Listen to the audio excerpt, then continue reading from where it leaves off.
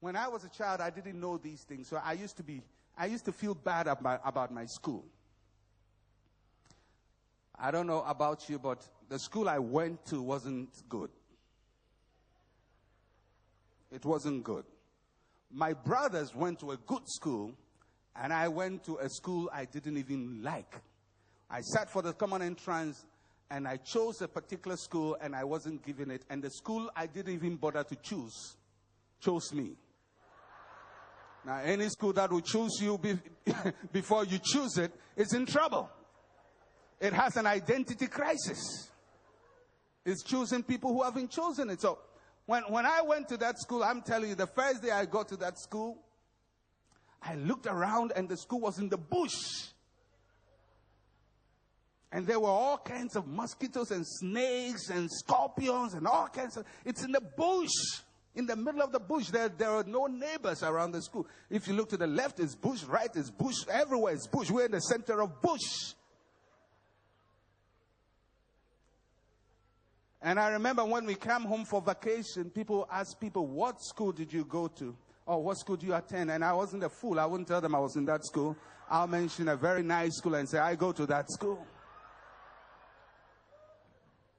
Because in my mind, if you went to a good school, then you will be successful.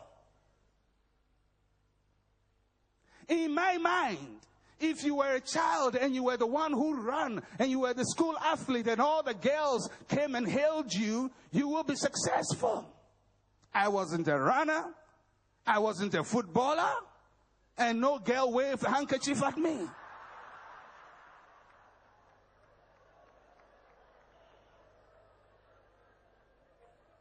If you looked at me, I looked like somebody who had very little to achieve in life. Nobody really thought much of me.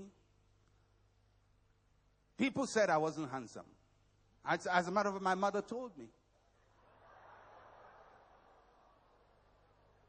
She did it in love, though. But my mother told me, he said, when you were young, you were so ugly. When people asked whether you were my son, I said, that's my maidservant's son. That's what my mother told me. I said, why? He said, you didn't look like my son. When I was young, we had, I don't know, when you are young, there are cruel jokes that people play. Like, we did a mouth measuring competition. And I won it. So if you look at somebody who went to school in the bush, winning mouth enlargement competition, whose mother even is not confident of how he looks, you will say he had only one ahead of him. But this dot, this dot, this dot, this dot, this dot can move. I decided to trade my ignorance for wisdom. Wisdom is free. As a matter of fact, the Bible says wisdom cries in the streets, but many ignore it. I didn't go to a good school, but I decided to educate myself. It's not where life deposits you. It is the movement you make after you've been deposited. Because you see, every place is a good place to begin. You can go anywhere from anywhere. I arrived from Ghana yesterday on a plane. I started from my home. Somebody started from a village somewhere. Somebody started from a house somewhere. Somebody started from another country. But we all ended up on one plane. And when we got up, we went to different places. There is no rule that will determine that unless you start from this location, you cannot get to that location. No. Every place is a good beginning point. You can go anywhere from anywhere. Some people start their lives far. I'm sure the people who sat on the plane with me, some people that was their first time of sitting in a plane. And they had come from far.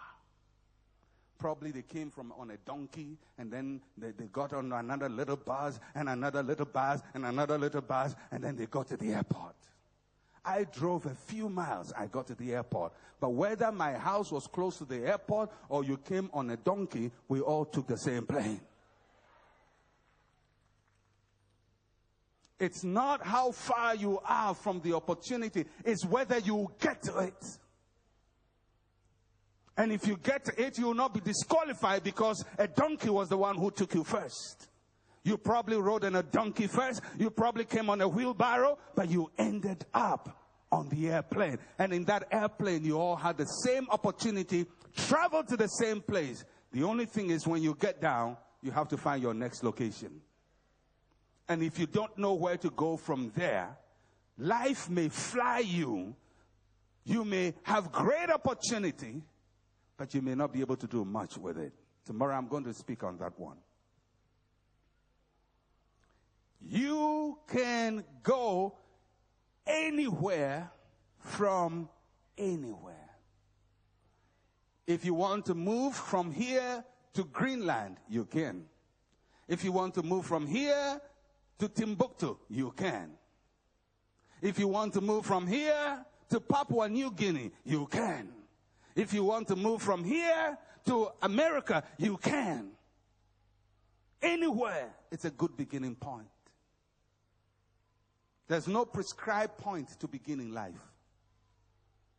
There's no good place to start. Every place is a good place to start.